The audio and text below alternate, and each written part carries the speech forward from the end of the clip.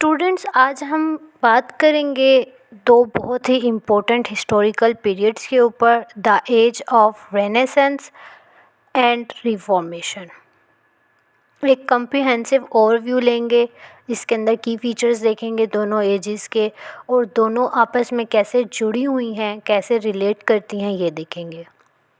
ये दोनों ऐसे पीरियड्स थे जिन्होंने ना सिर्फ यूरोप की सोसाइटी और कल्चर को बदला, बल्कि ये मॉडर्न थॉट और इंटेलेक्चुअल लाइफ के फाउंडेशन भी बन गए। रेनेसेंस और रिफॉर्मेशन दोनों की वजह से पूरी दुनिया में एक नई सोच, नई आइडियोलॉजीज़ और नए प्रैक्टिसेस का आगाज़ हुआ। इन दोनों पीरियड्स का आपस में कनेक्शन भी है और दोनों ही मूवमेंट्स का मॉडर्न वर्ल्ड पर काफ़ी गहरा असर है। रेनेसेंस और रिफॉर्मेशन, इन दोनों को रीबर्थ भी कहा जाता है। रेनेसेंस आ जाएगी in the sense of rebirth of art, culture and learning Europe के अंदर।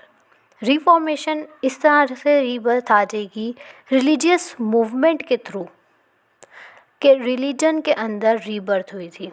कैथोलिक चर्च की प्रैक्टिसेस स्टार्ट हो गई थी मिडीवियल एज के बाद, तो उसको जब चैलेंज किया गया था तो रिलीजन की रीबर्थ हुई थी। तो ये देखेंगे हम। उसके बाद हम देखेंगे कि both movements shape the modern world culturally, intellectually and religiously. तो स्टार्ट करते हैं आज का लेक्चर।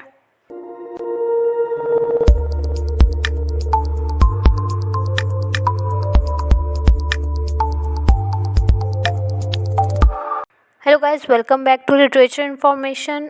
जैसे कि आप लोग जानते हैं, हम लोग डिस्कशन कर रहे थे हिस्ट्री ऑफ इंग्लिश लिटरेचर के ऊपर।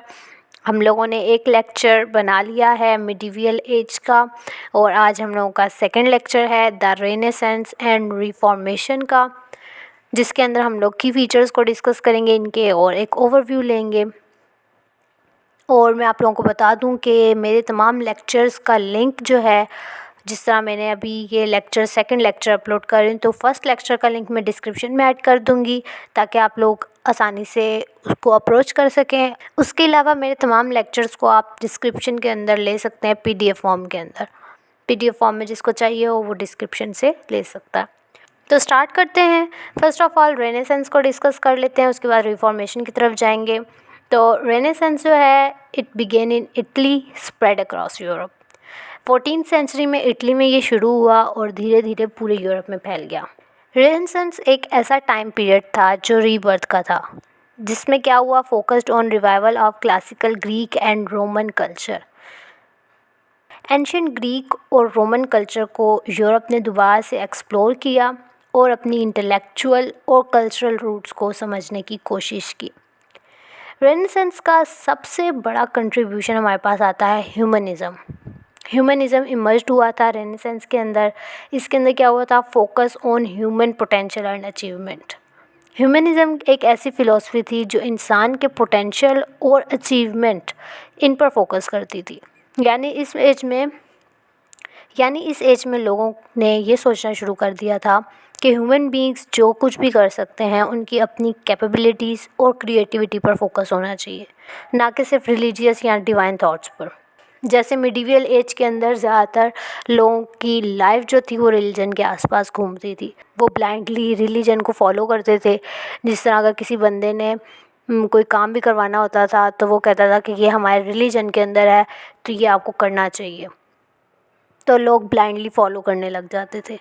तो रेनेसेंस के अंदर ह्यूमनिज़्म का कंसेप्ट आया ताकि लोग खुद से सोच समझ के काम करें कि अगर रिलीजन को फॉलो कर रहे हैं तो क्या ये सच में बात है रिलीजन के अंदर कि नहीं है।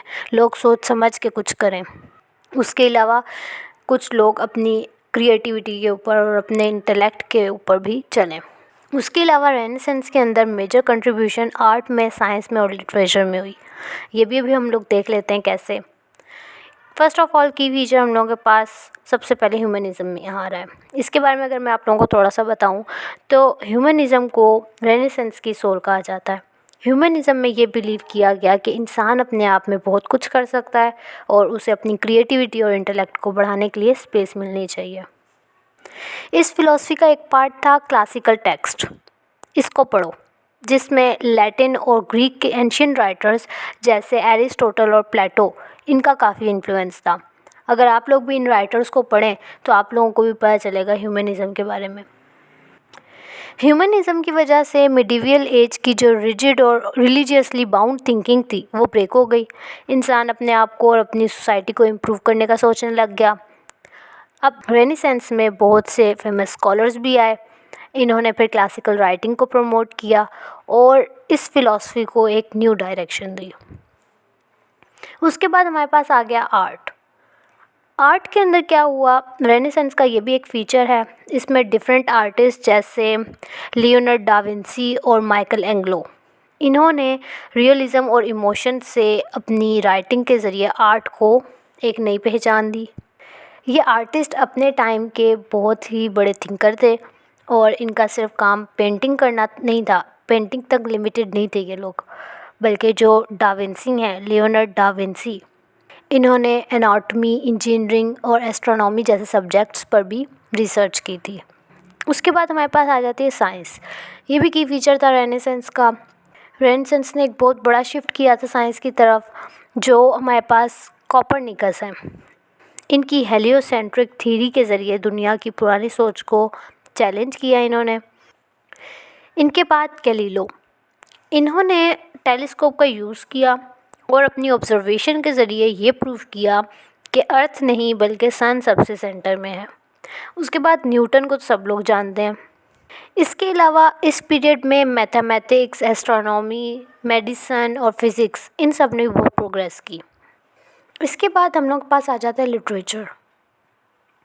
लिटरेचर में हम लोगों के पास दांते की डिवाइन कॉमेडी, जॉफ्री चासर की कैंटरबरी टेल्स और शेक्सपियर जैसे इन्फ्लुएंशियल राइटर्स, इन्होंने लिटरेचर को न्यू डायरेक्शन दी। ये राइटर्स ज़्यादातर ह्यूमन एक्सपीरियंसेस, इमोशंस और सोसाइटल इश्यूज़ को अपनी राइटिंग में इंक्लूड करते थे। जो शेक्सपियर हैं, ये रेनेसेंस के मोस्ट फेमस प्लेराइट थे। इन्होंने ट्रेजेडीज़ और कॉमेडीज़ लिखी जो आज भी पूरी दुनिया में परफॉर्म की जाती हैं। शेक्सपियर का काम human nature, love, jealousy, politics, complex issues लोगों के, इनको समझने में मदद देता था। अब नेक्स्ट हम लोग के पास आ रही है रिफॉर्मेशन। जैसे भी हम लोग रेनेसेंस को पढ़ कर आए, रेनेसेंस के बारे में हम लोगों ने पढ़ा कि कल्चर और इंटेलेक्चुअल रीबर्थ कहा जाता है उसको। तो अगर मैं रिफॉर्मेशन को कहूँ कि ये रिलीजियस रीबर्थ है, तो इस तरीके से आपको ज़्यादा अच्छे से समझ आएगी। रिफॉर्मेशन रिलीजियस मूवमेंट थी, 16th सेंचुरी में स्टार्ट हुई, जब मार्टिन लूथर, इन्होंने अपने 95 थीसिस लिखे और चर्च की अथॉरिटी को चैलेंज किया। वहाँ से ये मूवमेंट स्टार्ट हुई। असल में हुआ क्या था, रिफॉर्मेशन का सेंट्रल इशू था कैथोलिक चर्च में जो करप्ट सिस्टम चल रहा था वो, जैसे सेल ऑफ इंडल्जेंस। अब इसका मतलब क्या है कि लोग अपने सिंस पैसे दे के माफ़ करवा लेते थे, पैसे लिए और हमारे सिंस माफ़ हो गए। तो ये सिस्टम चल रहा था चर्च के अंदर। तो मार्टिन लूथर जो थे, इन्होंने 95 मकाले या थीसिस या पॉइंट्स ये लिखे और उसके अंदर इन्होंने पब्लिकली चैलेंज किया कैथोलिक चर्च को, उनके इंडल्जेंस के सिस्टम को, कि कैसे करप्शन चल रही है। ये एक जर्मन मॉन्क थे, इन्होंने क्रिटिसाइज़ किया इस इंडल्जेंस के प्रोसेस को और अपने 95 पॉइंट्स को इनके अगेंस्ट लिखकर इनको पब्लिकली चैलेंज करके इस मूवमेंट का आगाज़ किया। अब इससे क्या हुआ, प्रोटेस्टेंटिज्म का आगाज़ हुआ। जब इन्होंने ये मूवमेंट स्टार्ट की, रिफॉर्मेशन की, ये अपने 95 थीसिस लिखे, उसके बाद प्रोटेस्टेंटिज्म का जन्म हुआ।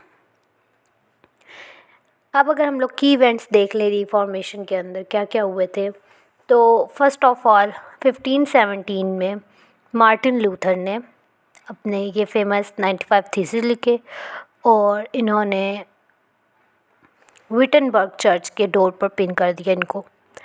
इनमें इन्होंने ज़्यादातर क्या कहा था, कैथोलिक चर्च की प्रैक्टिसेस को क्रिटिसाइज़ किया, ख़ासतौर पर इंडल्जेंस को, इस इवेंट को रिफॉर्मेशन का शुरुआत कहा जाता है क्योंकि इसने कैथोलिक चर्च के अगेंस्ट एक मूवमेंट को जन्म दिया था। उसके बाद सेकंड फीचर हमारे पास क्या आ जाता है, द क्रिएशन ऑफ प्रोटेस्टेंटिज्म।